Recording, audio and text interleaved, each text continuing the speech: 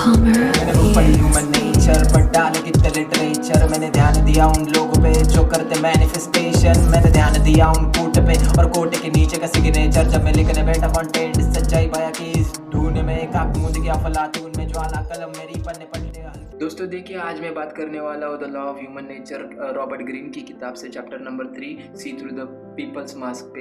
देखिए दोस्तों, होता यूँ है कि आप शांति से तरक्की करना चाहते हो पर आपकी तरक्की से आपके दुश्मन जलते हैं, तो वो दुश्मन आपको किसी भी तरह से मुश्किल में डाल देते हैं और आपका ज़्यादातर टाइम मुश्किलों से जूझते हुए चले जाता है। और ये दुश्मन आपके अपने मित्र, भाई या गर्लफ्रेंड, बॉयफ्रेंड और बॉस भी हो सकते हैं। तो सवाल उठता है कि कैसे पहचाने अपने दुश्मन को, चाहे वो किसी भी रूप में आए। तो सबसे पहले ये जान लो कि आपके दुश्मन उनकी असली फीलिंग आपको कभी नहीं बताएंगे और वो कभी नहीं बताएंगे कि वो आपसे एनवी है या आपकी तरक्की से नाराज़ है या वो आपको पसंद नहीं करते।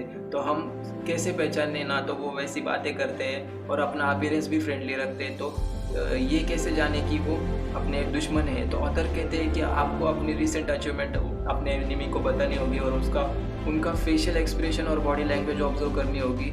अगर वो उनके फेस पर हल्का सा एंग्री लुक और हेड लुक दिखे तो आप समझ जाइए कि वो आपसे एनवी है और ये सिग्नल है कि वो आपके दुश्मन हो सकते हैं। और ऐसे आपको कई सारी बहुत सिग्नल मिलेंगे जिससे ये कंफर्म हो जाता है कि सामने वाला आपका दुश्मन है। असल में होता ये है कि लोग अपने चेहरों पर फ्रेंडली, हैप्पी और सपोर्टिव नकब चढ़ा लेते हैं जिससे कि हर कोई उनसे दोस्ती कर ले। और ये लोग बातों में माहिर होते हैं और आपके इमोशन को कंट्रोल करते हैं। कभी ये आपको हंसाते हैं और कभी ये आपको रुलाते हैं और कभी ये आपको गुस्सा कराते हैं। पर कभी बुरी सिचुएशन आए तो ये लोग अपना असली चेहरा दिखाते हैं और कोई भी आपको धोखा देने से पहले बहुत सारे छोटे छोटे सिग्नल आपको देता है, जो अगर आप ऑब्जर्व कर लो तो आप भी बैड रिलेशनशिप से बच सकते हो और पता कर सकते हो कि कौन सा इंसान का सच में दोस्त है और कौन सा इंसान सिर्फ आपके साथ मतलब से जुड़ा हुआ है। तो दोस्तों, बहुत सारे रिसर्च से ये पता चला है कि आप में ये चेहरा पहचानने की कला बचपन में ज़्यादा होती है, पर समय के साथ साथ आप बड़े होते चले जाते हो और ऑब्जर्व करने की ये कला भूलते चले जाते हो और बहुत सारे दोस्त बनाते हो और भरोसे करने लगते हो।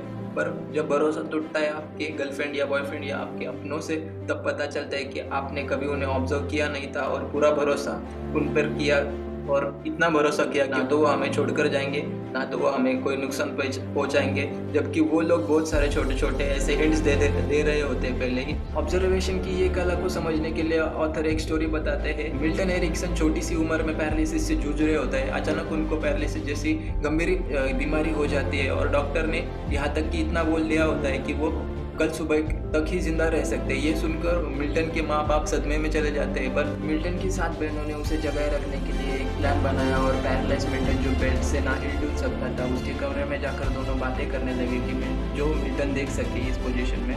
फिर एक बहन दूसरी बहन को एप्पल मांगती है, जो दूसरे बहन को अंदर से देना नहीं होता है ना, वो देने से नाखुश होती है, पर वो दिखावा कर ऐसा जताती है कि वो खुश है एप्पल देने में। ये सब मिल्टन देख रहा होता है और ऑब्जर्व कर रहा होता है, जिससे उसका दिमाग हमेशा चल रहा होता है कि उसकी बहन क्या कह रही है और उसे क्या कहना है। हर रोज़ वो ऑब्जर्व कर रहा होता है, जिससे उसका दिमाग हमेशा चल रहा होता है और उसी वजह से वो मौत के मुंह से बाहर निकला और उसकी जीने की चाहत हर रोज़ वो उसमें बनी रही।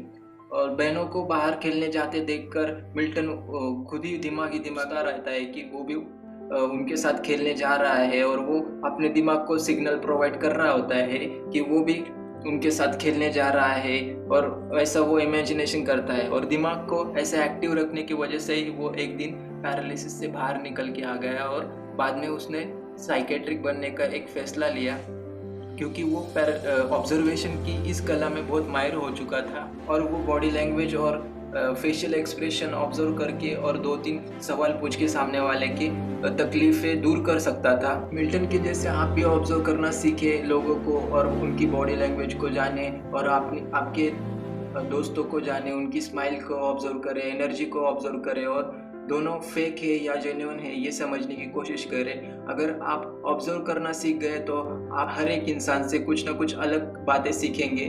बस आपको आपका अपना कंसर्न बाजू में रखकर लोगों को ऑब्जर्व करना है। धीरे धीरे आपको इमोशन और उनका मतलब समझने लगेगा। फिर आपको दूसरे के एक्सप्रेशन, एनर्जी और बॉडी लैंग्वेज समझ पता लग जाएगा कि कौन आपका दोस्त है और कौन आपका दुश्मन है, कौन आपसे जेन्युइन प्यार करता है और कौन आपको धोखा दे रहा है। तो आज की वीडियो में बस इतना ही। और अगर आपको वीडियो अच्छा लगा तो चैनल को सब्सक्राइब करें, लाइक करें। और आज हम एम करते हैं पहली बार 10 लाइक्स के लिए, तो कर देना दोस्तों।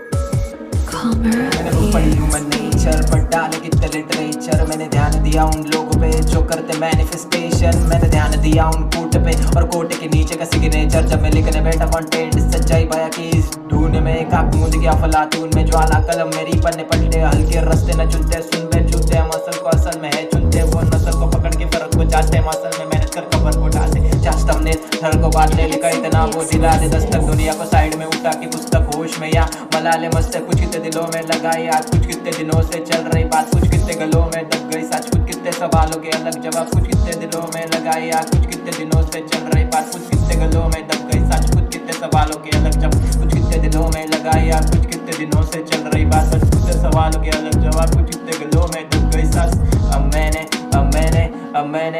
मैंने बुक पढ़ी ह्यूमन नेचर पर डाले कितने लिटरेचर, मैंने ध्यान दिया उन लोगों पे जो करते manifestation, manifestation manipulation, manifestation manipulation, manifestation manipulation, manifestation manipulation.